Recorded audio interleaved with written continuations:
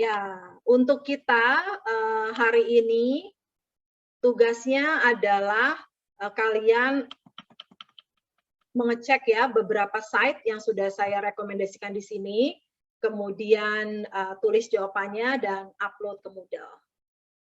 Deadline-nya weekend ini sampai hari Minggu. Ya, nggak ada yang keberatan ya. Siap, Bu. Siap. Oke, kemudian minggu kedua ini deadline-nya 13 Januari, berarti Kamis depan sebelum kelas. Nggak harus sekarang kalian jawabnya, saya berikan waktu pokoknya sampai akhir pekan ini ya. Akhir pekan ini kalau misalnya kalian ada usulan, WhatsApp aja ke WhatsApp grup ya, biar nggak kececer-cecer. Kalau kalian kirimnya japri ke saya kan nanti jadi banyak, mungkin saya miss. Tapi kalau WhatsApp grup pasti saya baca setiap hari. Jadi kalau kalian ada usulan, Bu untuk tugas di topik segini, Bu tolong deadline-nya dimundurin gitu berapa hari. Nanti berarti weekend ini deadline-nya kalian kasih masukan ke saya, baru saya akan berusaha ya untuk mengakomodir gitu masukan dari kalian. Tapi setelah itu berarti kita harus komit dengan deadline-nya ya. Oke, jadi minggu kedua juga ada tugas. Minggu ketiga ada tugas lagi. Ya, ini ada artikel yang bagus sekali tentang consumer behavior dari McKinsey. Baru minggu keempat ada tugas lagi. Hampir tiap minggu ya ada tugas ya. Oke, nah minggu kelima juga ada tugas lagi. Minggu keenam, nah ini adalah kuis. Jadi nggak ada tugas, tapi kalian mengerjakan kuis.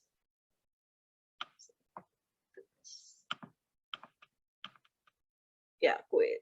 Ini enggak, konten marketing. Konten marketing enggak ada tugas. Kayaknya tugasnya belum saya posting, harusnya ada.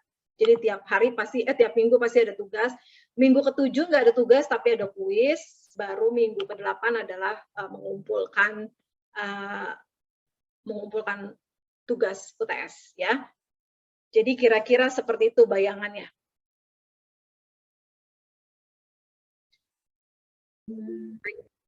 Kalau saya lihat sih tugas-tugasnya sebenarnya nggak terlalu berat ya, cuma yang minggu keempat nih yang agak berat, minggu keempat sama minggu kelima ya yang agak berat tugasnya.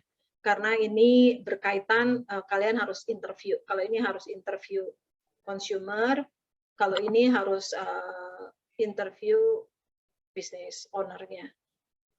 Ya. Jadi bukan cuma sekedar kalau yang tugas pertama itu kan hanya tergantung kalian kan, oh iya lihat website gitu ya. Terus kemudian juga minggu kedua ya ini juga kalian bisa riset internet sendiri. Minggu ketiga tugasnya baca artikel aja. Minggu keempat, nah ini agak berat karena kalian harus bikin customer profiling ya. Baru minggu kelima juga tugasnya agak berat karena kalian harus interview owner dari pemilik bisnis UMKM. Oke, minggu ke-6 ini tentang konten marketing. Baru minggu ke-7 kuis. Ya, jadi nggak apa-apa nanti dilihat dulu. Kalau ada masukan silahkan WhatsApp di WhatsApp grup ya. Gimana so far? So far terbayang-bayang 500 kata, Ibu. 500 kata itu sekitar setengah halaman. 2 halaman, Bu, kalau 500 halaman. 500 kata 2 halaman, Bu. Masa sih? Sebentar. Iya. Oh, sebentar. Mungkin 2 halaman, Bu. Iya, Bu. Saya udah biasanya kalau setengah halaman itu 200, Bu. Iya, betul. Gitu. Oke, nanti saya ganti. Maksud saya bayangan saya itu sebenarnya 250. Oke, 200 ya. 200 kata. Oke. 200 kata aja kok. Makasih, Selfie. Bayangan saya 2 halaman, bukan 2 halaman. Iya, karena setiap minggu kan ya, Bu. Jadi agak kalau sampai 500. Iya, kayaknya itu kalau 2 halaman saya bacanya juga puyeng ya. Sebenarnya. setengah halaman, singkat namun spesifik gitu ya. Oke, baik. Jadi 200 kata.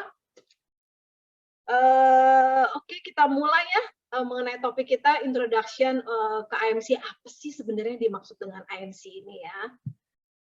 Ya, kita ke PPT. Nah, sebelum saya yang mulai nih ngejelasin apa yang dimaksud dengan IMC, saya pengen tahu, ada nggak yang berani menyampaikan pendapatnya apa sih yang dimaksud dengan IMC? Integrated Marketing Communication, atau bahasa Indonesianya komunikasi pemasaran terpadu. Apa sih yang kalian tahu tentang IMC? Saya mungkin boleh, Bu. Boleh, challenge. Yang saya tahu kurang lebih ya, Bu, untuk strategi pemasarannya itu ada marketing mix, di mana itu ada 4P. Ya, Ya, betul. Ya, jadi memang akarnya komunikasi pemasaran itu istilah kerennya gitu ya, tapi istilah yang sering dipakai juga adalah promosi. Promosi sama komunikasi pemasaran itu sebenarnya sama, ya, artinya sama, cuma beda kata aja. Nah, promosi itu akarnya sebenarnya dari marketing ya, dari pemasaran. Oke, nanti kita akan bahas. Oke, good, challenge. Berarti komunikasi pemasaran itu merupakan bagian dari marketing, merupakan bagian dari pemasaran. Tadi challenge udah bilang, ada marketing mix. Marketing mix itu ada 4 ya, 4P. Pokoknya kalau ada konsep marketing mix atau bauran pemasaran, itu pasti 4P. Ada yang tahu nggak 4P itu apa? Produk, Ya. sebentar. Produk, promosi, Ya. kemudian saya taunya pokoknya produk, promosi, kemudian, aduh saya lupa. Yang lain ada yang berani? Price dan place. Yes, price sama place ya. Nah, jadi itu 4P itu istilahnya yang original. Walaupun sekarang marketing mix itu ada juga gitu loh, scholar gitu atau pakar yang menambahkan jadi 7P, ditambahin gitu ya, people seperti itu. Tapi aslinya awalnya pokoknya marketing mix itu adalah 4P, yaitu produk, price, place, dan promotion. Dan komunikasi pemasaran itu masuk di promotion. Jadi kita adalah bagian dari marketing, khususnya bertanggung jawab di bagian promotionnya, ya. Jadi promotion, komunikasi pemasaran, promotion, marketing communication itu sama artinya. Kalian jangan bingung ya. Jadi itu semuanya sama, oke? Baru kemudian IMC sendiri kalau begitu apa? Ada yang berani kasih pendapat nggak? Jadi kita udah tahu nih, oh ya, komunikasi pemasaran terpadu itu maksudnya adalah promosi terpadu, integrated marcom. Nah, apa? IMC itu sendiri apa? Boleh coba Bu Selvi. Boleh, Diana. Mungkin pada IMC ini kita belajar tentang bagaimana cara mengkoordinasikan untuk berkomunikasi dengan meyakinkan ke konsumen, Bu, sebagai pengiriman pesan yang jelas, konsisten gitu. Ya, meyakinkan konsumen. Apalagi nih, ya. Jadi tadi kita udah belajar satu perusahaan itu pasti dia punya departemen marketing. Satu bisnis, bahkan perusahaan yang orientasinya non-profit pun pasti dia punya ada satu departemen yang berfungsi sebagai departemen marketing atau departemen pemasaran. Kenapa? Karena setiap bisnis pasti butuh duit. Dan departemen pemasaranlah yang bertanggung jawab untuk mendapatkan duit supaya bisnisnya bisa jalan, bisnisnya bisa untung. Nah, kita Markom itu membantu, merupakan bagian dari pemasaran, khususnya kita tuh membantu untuk mempromosikan mempromosikan bisnis, mempromosikan produk dan servis seperti itu ya. Di marketing itu tuh bagiannya banyak, unitnya banyak. Ada yang fokusnya adalah menentukan harga yang tepat ya. Jadi kita sebagai nanti kalau kita kerja di bagian markom, biasanya kita udah terima jadi, oh ya produknya seperti ini. Itu adalah unit yang memang bertanggung jawab untuk mendevelop produk. Mereka udah develop produknya. Baru kemudian unit yang bertanggung jawab untuk nentuin pricing-nya. Oke, harganya segini gitu ya. Oh, mau ditempatin di mana. Nah, kita promotion biasanya udah terima jadi dan kita bertanggung jawab untuk mempromosikan ya. Mempromosikan itu tadi ada yang dibilang sama Diana ya. Oke, kita meyakinkan. Apalagi bagian dari promosi itu tuh banyak, bukan cuma meyakinkan, tapi pertama-tama adalah konsumen aware dulu, ya, aware dulu bagaimana kita bisa meyakinkan kalau konsumen belum tahu, ya, jadi dia aware dulu, baru kita yakinkan, kita sediakan channel supaya konsumen bisa tanya-tanya, supaya dia lebih yakin, dan kita sediakan channel juga, kalau misalnya konsumen sudah yakin dan mau beli, kita sediakan channel juga, kalau konsumen sudah beli dan ternyata dia puas, dia mau kasih testimoni atau dia mau komplain, seperti itu ya. Itu adalah tugas kita sebagai promotion atau sebagai markom ya. Nah, masih balik lagi nih. Kalau begitu tadi kan itu markom, itu kan tadi promosi. AMC sendiri apa?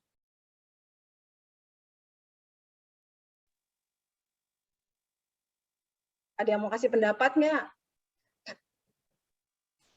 Boleh coba, Bu. Boleh.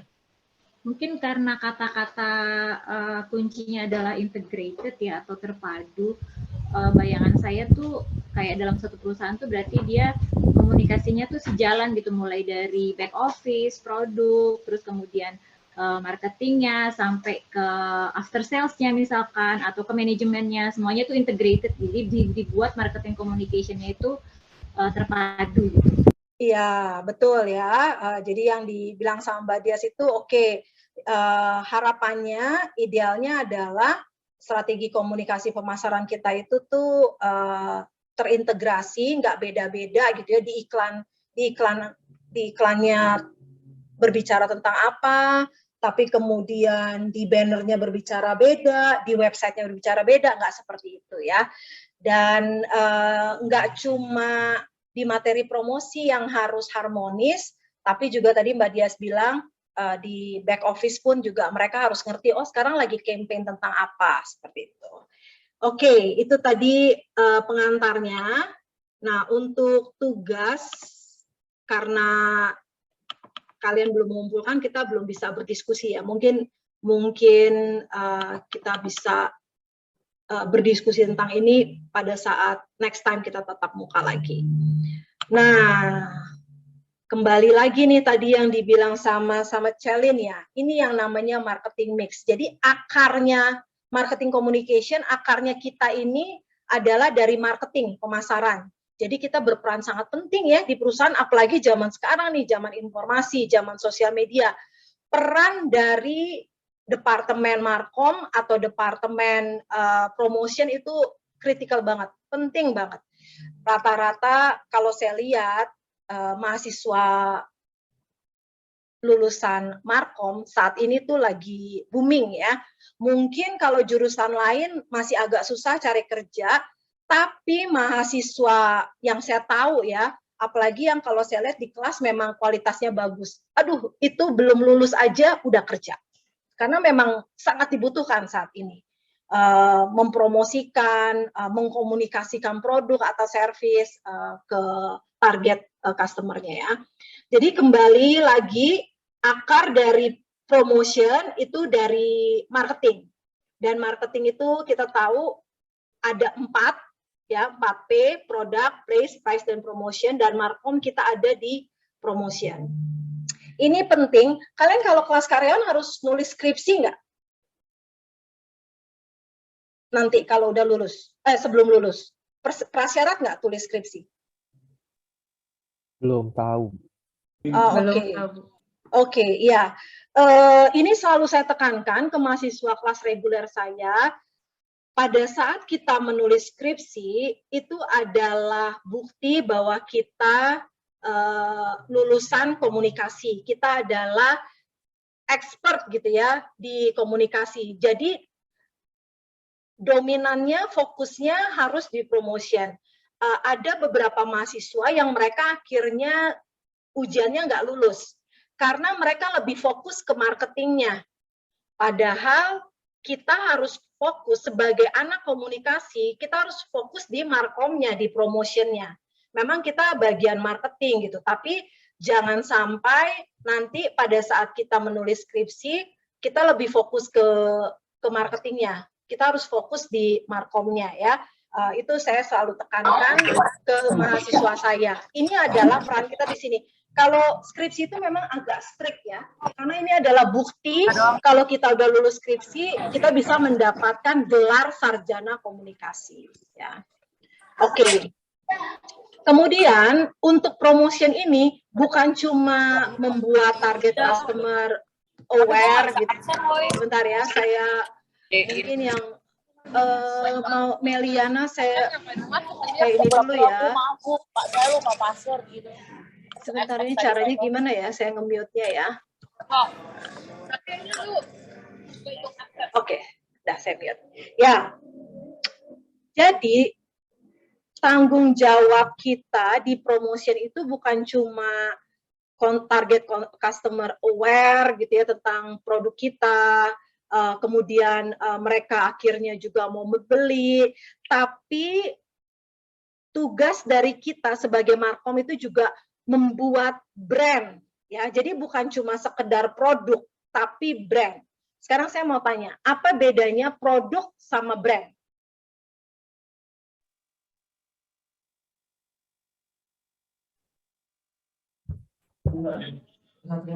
Apa Bu, sorry? Apa bedanya produk sama brand? Nah, tadi kita udah belajar kan, di departemen marketing itu ada unit yang tugasnya memang mereka mendevelop produk. Oke, produknya udah jadi nih, sweater. Tapi tanggung jawab kita di markom dari produk itu menjadi brand.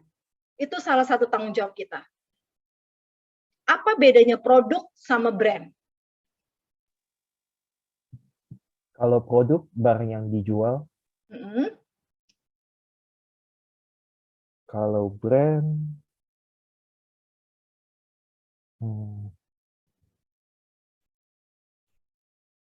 nggak tahu. Sering nih kita dengarkan, ya barang branded, ya. Jadi apa sih yang dimaksud dengan brand itu? Apa bedanya produk sama brand? Kalau brand yang memenuhi keinginan konsumen. Brand tuh merek bukan sih Bu. Kalau produk itu lebih ke detailnya yang mau dijual atau produk yang boleh kasih contoh nggak? Gitu nggak sih Bu? Lebih ke fisiknya, misalnya Unilever, dia brandnya Unilever. Nah produk dari Unilever tuh kan banyak ya. Iya. Gitu. Contohnya apa? Ya. Produknya apa? Produknya Unilever contohnya apa? Molto. Molto. Oke. Itu dia produknya itu kan dia sabun. Ya. Yes. Baru kemudian brandnya itu Molto ya. Iya, sorry. Betul nggak? Iya, Bu. Betul ya. Jadi kalau produk itu sabunnya, tapi brandnya itu Molto. Ada banyak banget sabun gitu ya. Kita nggak kenal namanya. Ya, tapi kalau Molto kita kenal brandnya. Nanti kita akan belajar kenapa sih kita harus mendevelop brand, apa sih benefitnya gitu ya. Nah, saya mau kasih contoh nih yang paling kelihatan gitu ya. Ini adalah produk sweater hitam. Oke. Kira-kira kalian mau ngelihat ada sweater hitam ini, mau kalau kalian beli mau bayar berapa?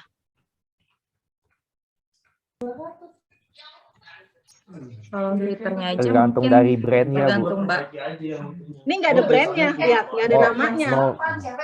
Berapa? Mungkin 50.000. 50.000, oke.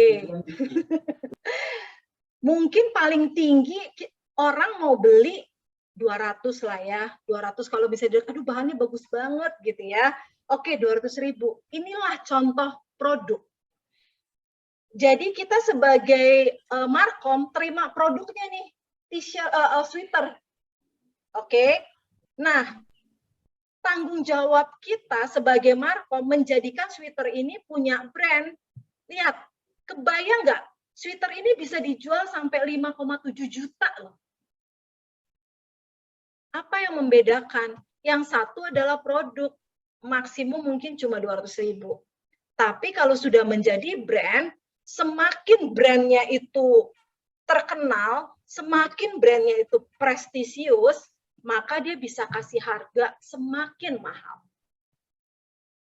Dan tugas kita sebagai Markom menjadikan produk atau servis bukan cuma sekedar servis, tapi sebagai brand. Saya kasih contoh lagi hotel gitu ya. Hotel yang sudah punya brand, mereka bisa men-charge lebih mahal gitu ya untuk kamar-kamarnya. Oke, jadi ini tanggung jawab kita untuk membuat brand. Nah, tadi kembali lagi apa sih yang dimaksud dengan integrated marketing communication? Secara singkat sebenarnya adalah IMC itu adalah memadukan semua tools-tools atau channel-channel promosi. Kita untuk mempromosikan produk dan servis itu ada banyak channelnya. Oke, ada yang bisa kasih contoh nggak channelnya apa aja yang bisa kita pakai untuk mempromosikan produk atau servis kita?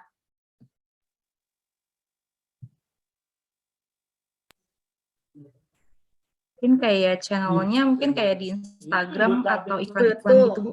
Betul sekali. Oke, kita bisa pakai Instagram. Pakai apa lagi? Majalah, Bu. Majalah, apalagi? E-commerce, Bu. E-commerce contohnya? Shopee, Kayak Tokopedia. Shopee, Tokopedia. Betul. Apalagi? Baliho, Baliho, banner. Betul. Apalagi? Website, Bu. Website. Very good. Apalagi? Google Ads, Bu. Google Ads. Betul. Apalagi? Facebook, Bu. Facebook. Apalagi? TV, Bu. TV, apalagi? WhatsApp. Betul. Apalagi? Tinder, Bu. Tinder. Oke, kalau memang produk kita dating site ya. Apalagi? JRC, Bu. JRC. Apa tuh? JRC ini atlet. Buat pemasaran bisa tulisannya BNI atau lain-lain, Bu. Oh, sponsorship gitu, Bu. Oh, oke, ya, itu kan sponsorship ya, event. Oke. Apalagi? SEO, Bu. SEO, oke. Betul. Apalagi? Kalau people experience bisa nggak ya, Bu? Bisa. Jadi itu pakai event kayak gitu ya. Nanti kita setelah UTS ngebahas experiential marketing. Bisa. Apalagi? Kalau LinkedIn bisa nggak sih, Bu? Bisa. Apalagi? Iklan, Bu, kayak yang di TV-TV. Bisa. Apalagi? YouTube, Bu. YouTube. Apalagi? TikTok, Bu. Kenapa? TikTok, Bu. Oke. Apalagi? Michat. WeChat tuh kayak gimana tuh? Dava. WeChat gitu. Kayak WhatsApp ya itu ya? Kayak Tinder kalau Bukan, Bu, kayak Tinder, Bu. Oh, kayak Tinder. Waduh, maaf ya. Dava ya, bener-bener. Saya udah taken, jadi nggak ngebuka site-site kayak gitu. Nggak familiar. Dulu iya, waktu masih single ya. Tapi sekarang udah nggak pernah. Sekarang saya lihatnya safe parenting ya. Atau safe ibu dan anak gitu ya. Oke. Apalagi? Banyak banget loh channel yang bisa kita pakai. Baleho. Apa? Bu, Baleho. Baleho tadi udah, banner. Apalagi? Personal selling dari karyawannya, Bu. Personal selling, betul. Bisa dari karyawannya, bisa juga memang sales yang sudah di hire ya. Memang tugasnya jualan. Personal selling door to door atau pas lagi event gitu ya. Mereka menjual atau mengedukasi. Contohnya kayak misalnya booth kosmetik gitu di di mall gitu kan. Nah, itu memang ada beauty advisor-nya kan yang memang mereka itu ditugaskan untuk personal selling. Oke, apalagi? Buat pameran, Bu. Pameran, very good. Apalagi?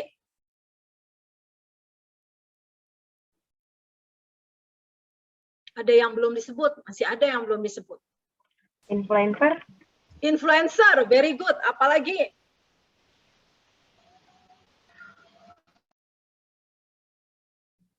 Di situ ada PR ya Bu, PR dan publicity itu maksudnya ke iklan atau apa?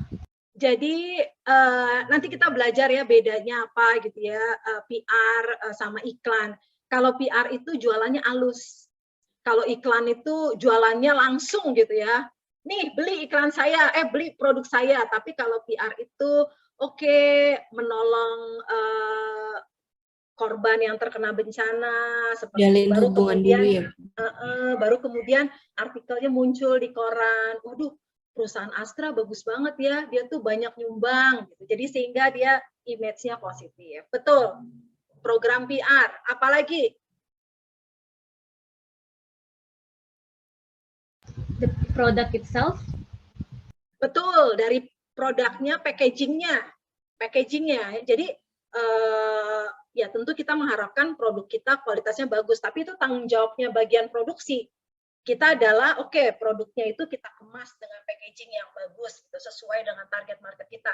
Oke, dari packaging, apalagi? Retail? Retail, betul, tokonya ya, dari tokonya sendiri. Apalagi?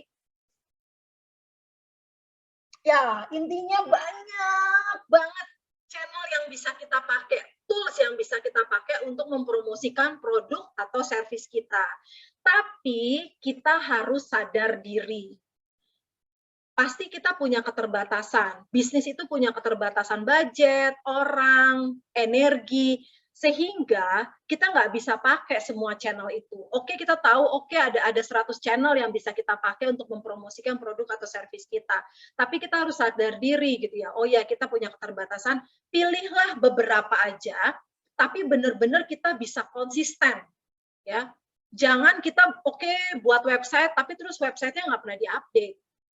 Ya, jadi pilih beberapa channel, tapi benar-benar kita bisa konsisten dan memang kita kekuatannya di situ. Ya, jadi kalau produk kita itu yang memang dia itu kekuatannya di foto gitu ya, nah kita bisa pakai Instagram karena Instagram itu kan memang bagus ya kalau kita mau mempromosikan yang visual seperti itu. Jadi kita pelajari kelebihan dan kekurangan dari setiap channel.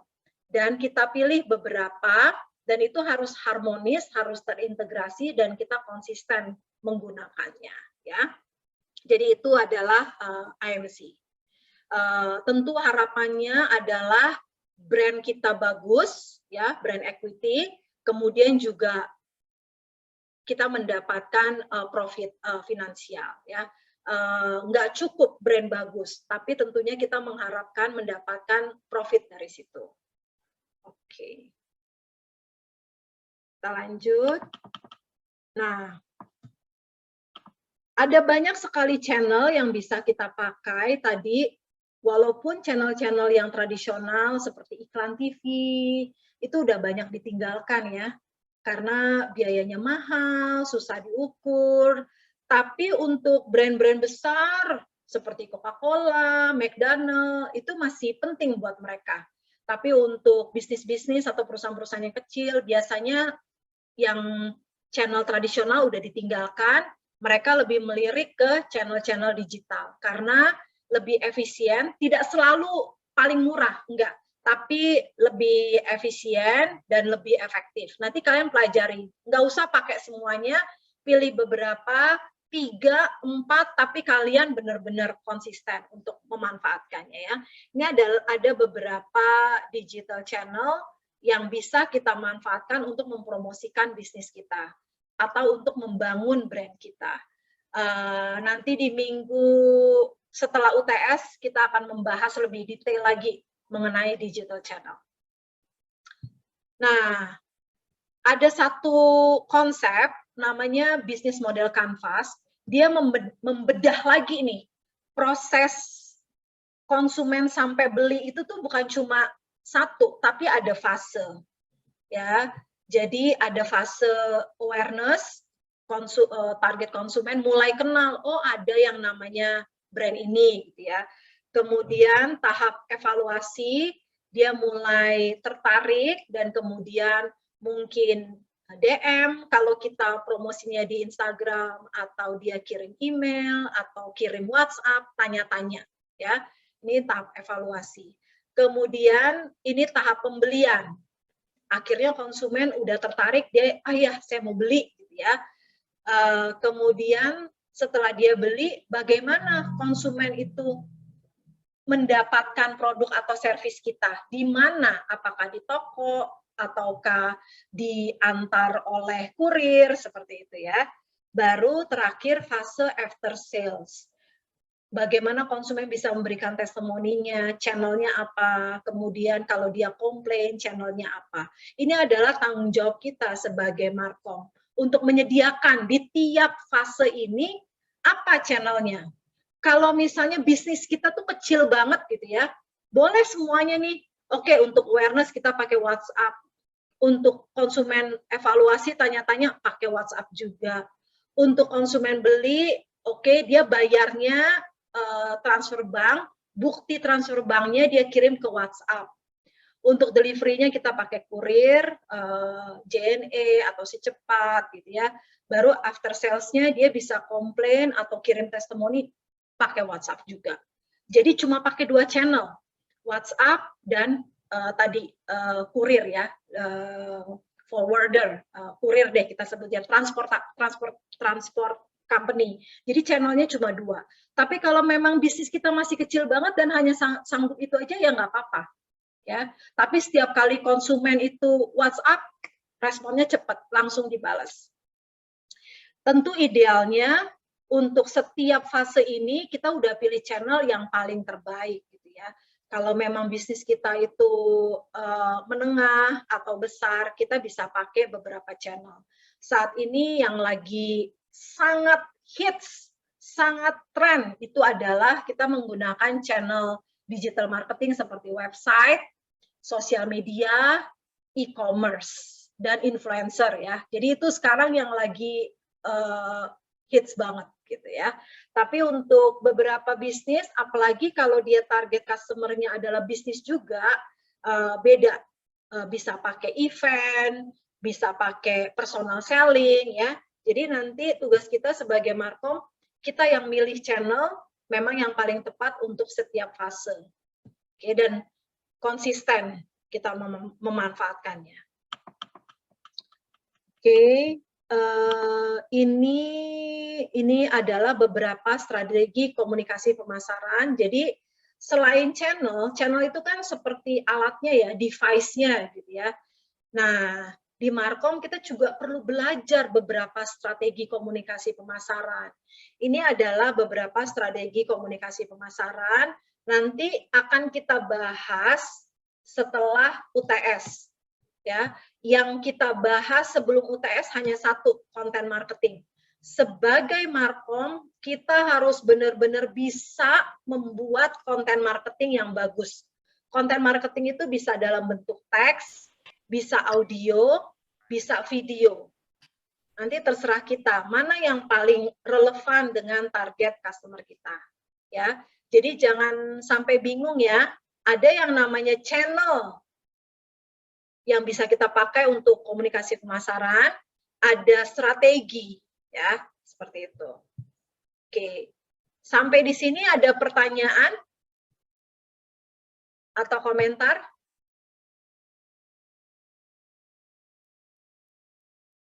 Oke, kita lanjut ya. Dan kalian nggak usah khawatir. Kalau di kelas manajemen, memang kalian sudah harus memproduksi ya. Jadi saya akan berikan biasanya tugas UAS itu project yang kalian sudah harus do something gitu ya. Tapi karena ini kelas pengantar, targetnya adalah kalian paham, kalian mengerti gitu ya. Oh, apa yang dimaksud dengan strategi komunikasi pemasaran ini. Jadi kisi-kisi aja, nanti untuk tugas UAS kalian bikin paper, ya. Tapi kalau untuk kelas manajemen, mereka harus bikin either event atau apa gitu. Jadi mereka sudah benar-benar memproduksi. Tapi kalau kalian hanya sampai pemahaman, ya. Jadi kalian tahu apa yang dimaksud dengan strategi komunikasi guerrilla marketing, experiential marketing, video marketing, influencer marketing. Aduh, ada banyak banget ya. Yang penting kalian paham. Oh ya, tahu lah gitu, ya. Oke, ini beberapa tren yang mempengaruhi Markom saat ini. Secara singkat ya, saya mau jelasin aja. Emfasisnya sekarang adalah manajemen itu meminta tanggung jawab yang terukur. Dan pasti ya, hampir setiap perusahaan pada saat Markom minta budget. Nanti, oke Pak, ini kita mau bikin ini event atau kita mau iklan, oke, berapa biayanya? 10 juta. Biasanya manajemen minta minimal 3 kali returnnya. Itu yang real ya di pasar. Jadi jangan harap Markom cuma oh iya peningkatan awareness gitu ya. Oke, peningkatan awareness. Oh iya, brandnya itu semakin image-nya semakin baik. Oke, itu juga bagus, tapi saat ini manajemen meminta hasil yang nyata, yaitu ada peningkatan profit. Kalau saya keluar investasi untuk budget Markom 10 juta, saya minta ada peningkatan sales 3 kali lipat 30 juta. Ya, itu trennya. Jadi kalian mungkin, tapi Mas Adi lagi meeting ya, atau Mas Adi? Halo. Halo ya Bu. Mas Adi bisa kasih atau sharing nggak? Realnya gimana nih di perusahaan? Kalau misalnya Markom kan biasanya awal tahun kan request budget kan ya, dan di-approve. Itu gimana pertanggungjawabannya top management? Mereka mengharapkan juga nggak sih ada peningkatan sales, ada peningkatan profit? Nah, kalau yang aku tahu di perusahaan aku sih Bu, misalnya aku kan baru banget hari ini tuh ngomongin soal budget kan Bu, tentang apa aja yang mau dibikin selama setahun, dan soal kontennya apa aja, terus kita mau ngapain aja, lewat medianya apa aja. Nanti dari manajemen itu paling minta kayak result yang bisa kita dapetin apa aja. Misalnya kayak aku misalnya naruh di e-commerce, misalnya di e-commerce-nya itu aku harus ngeluarin 20 juta lah misalnya. Nah itu dari e-commerce itu ads-nya itu kita bisa dapetin apa aja nih selain engagement, terus apalagi kayak penjualan dan lain-lain, itu kita dapat apa lagi, kayak gitu sih Bu. Ya betul ya. Jadi intinya adalah pada saat kita mengajukan budget nanti ke top management, kita juga harus mempertanggungjawabkan, dan biasanya manajemen meminta yang terukur. Oke, kalau kita mau meningkatkan brand awareness, salah satu contohnya adalah kalau Instagramnya tadinya followernya hanya 100, oke, setelah kita ngeluarin budget itu targetnya kita dari 100 bisa jadi 1000, seperti itu ya. Itu kan terukur. Kemudian sepengetahuan saya itu semuanya nggak cuma minta peningkatan awareness atau engagement, tapi pasti ujung-ujungnya ada peningkatan sales ya. Oke. Kemudian tren yang kedua adalah explosion of the digital arena. Jadi sekarang memang trennya semuanya media digital, dan channel-channel untuk tradisional, apalagi yang mahal dan tidak terukur itu udah mulai jarang dipakai ya. Bukan berarti nggak penting. Ada beberapa bisnis yang tradisional marketing itu tetap dipakai, tapi tentunya harus kreatif ya. Oke. Kemudian integrasi media platform, biasanya yang sering dipakai sekarang website, Instagram, YouTube ya. Atau kalau memang targetnya anak muda pakai TikTok seperti itu. Tapi biasanya 3 itu sih yang dipakai saat ini ya. Website, Instagram, YouTube, dan e-commerce ya. Itu yang sekarang sering dipakai. Oke, shift in channel power. Oke, ada yang mau kasih pendapat nggak? Atau kira-kira menebak? Ini maksudnya ada perpindahan power nih. Tadinya tuh yang paling berkuasa siapa, terus sekarang yang berkuasa siapa. Jadi kalau di pemasaran itu, ya ada perusahaan kan dia yang sebagai produsernya, dia yang menjual gitu ya. Baru kemudian ada konsumen, dia yang membeli. Nah, kalian tebak, dulu siapa yang berkuasa, cuma sekarang berubah siapa yang berkuasa.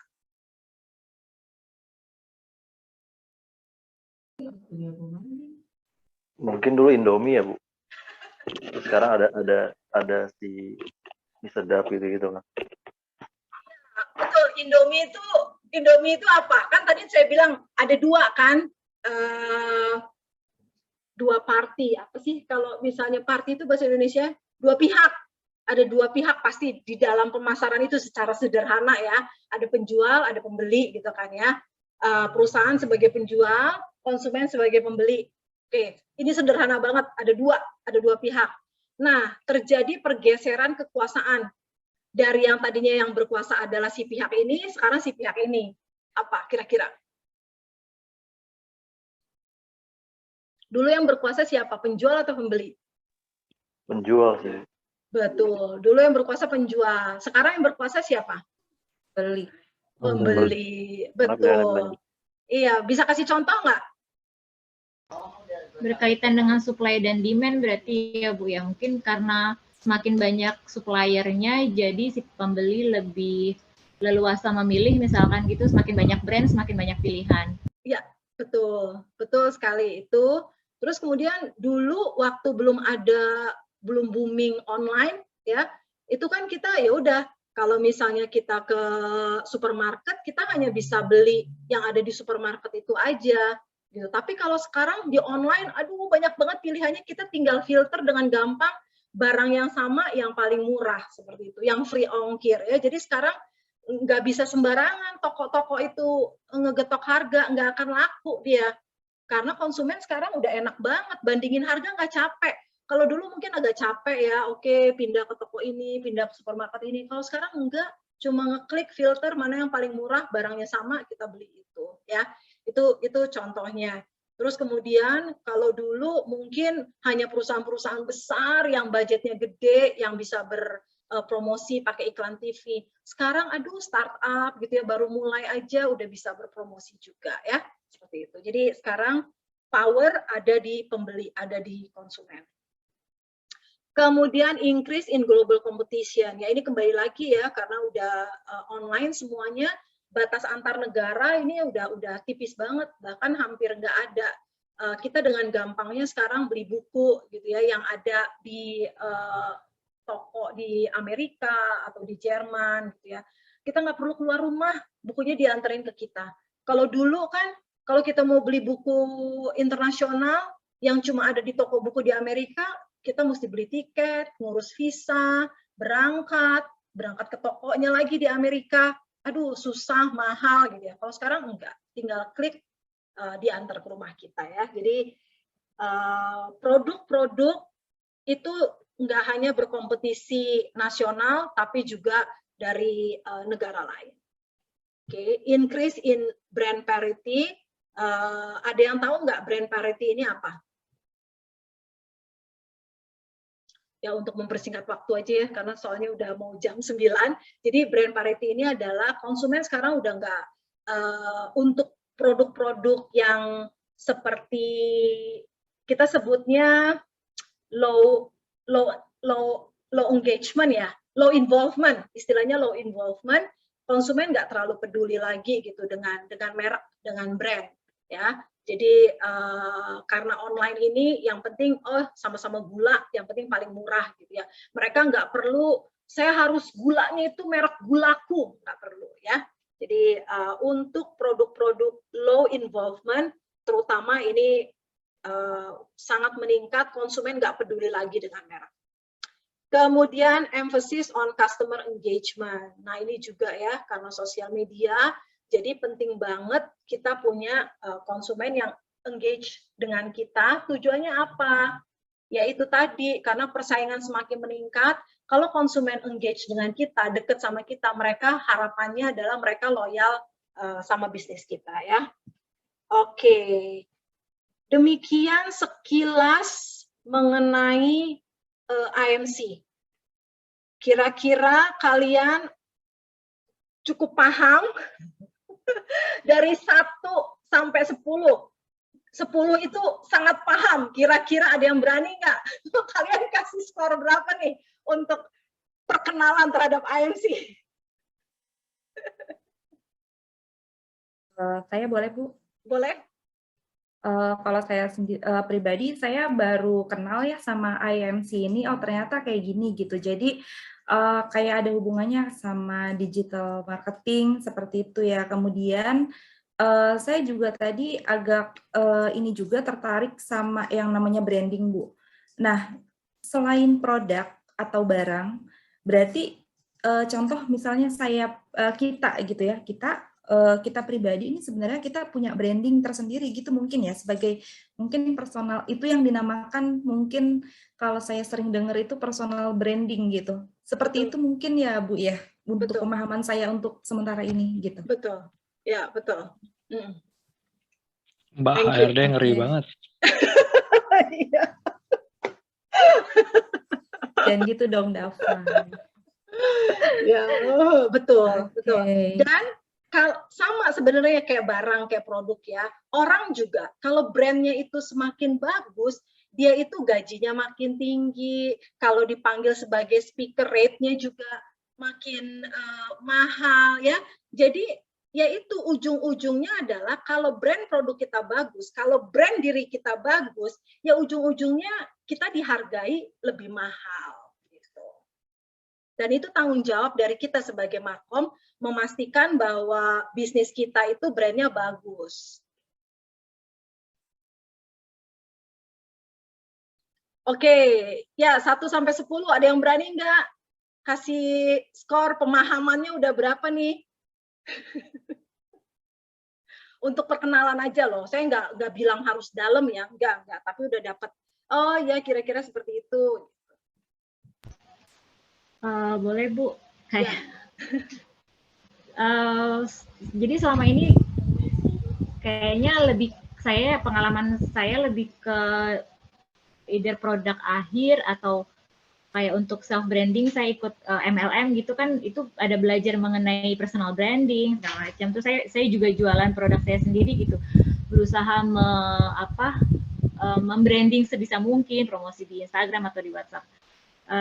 Tapi kalau secara teorinya nih baru ini, jadi maksudnya kayak itu tuh udah disiapkan gitu sama ada platformnya sudah disiapkan sama company-nya, kita tinggal ngejalanin.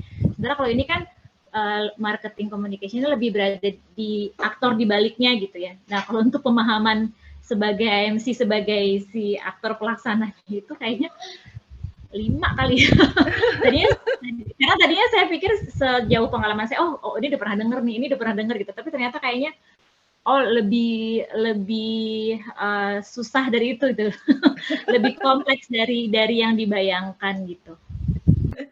Iya. Memang kalau idealnya, wah apalagi kalau perusahaan-perusahaan yang udah besar, mereka sangat bagus sekali gitu ya program IMC-nya. Tapi kita kalau misalnya memang perusahaan kita masih kecil atau bisnis kita masih kecil, mungkin kita tidak bisa melakukan seluruhnya, tapi setidaknya kita konsisten dan komit seperti itu ya. Nah, jadi tadi ada kayak ini nih, ada beberapa kan strategi pemasaran. Mungkin kita nggak bisa pakai semuanya gitu ya, tapi kita mau pakai satu aja, misalnya digital marketing. Ya udah, yang penting kita benar-benar fokus di situ, konsisten di situ, bagus di situ, komit di situ ya. Jadi bukan berarti ini dikasih tahu, ini loh ada beberapa strategi, tapi bukan berarti harus semuanya dilakukan. Kemudian ini loh ada beberapa channel atau alat yang bisa kita pakai untuk mempromosikan. Kita bisa pilih 2 atau 3 saja, seperti itu. Ya, baik. Mungkin perlu tidur gitu ya. Pas tidur, wah secara alam bawah sadar bisa lebih paham. Tapi untuk hari ini perkenalan, saya pikir cukup ya. Dan kapanpun kalian ada pertanyaan, silakan WhatsApp, dan ya kita bertemu lagi secara tatap muka 2 minggu yang akan datang, tapi bukan berarti minggu depan tidak ada perkuliahan. Minggu depan tetap ada perkuliahan, tapi kalian belajar asinkronus ya, jadi belajar sendiri dengan menonton video recording dan mengerjakan tugas di Moodle ya. Oke. Baik students, nggak terasa ya udah 1,5 jam, sorry. Biasanya saya janji ya sekitar 1 jaman aja, tapi hari ini karena kita perkenalan ya. So, terima kasih sekali lagi untuk waktu kalian dan diskusinya. Saya sangat senang ya, sangat aktif seperti itu. Semoga bisa bermanfaat dan sampai bertemu lagi 2 minggu yang akan datang. Selamat malam, selamat beristirahat. Selamat malam Ibu, terima kasih. Selamat malam Ibu. Selamat malam semuanya, selamat istirahat. Selamat istirahat. Selamat istirahat semua.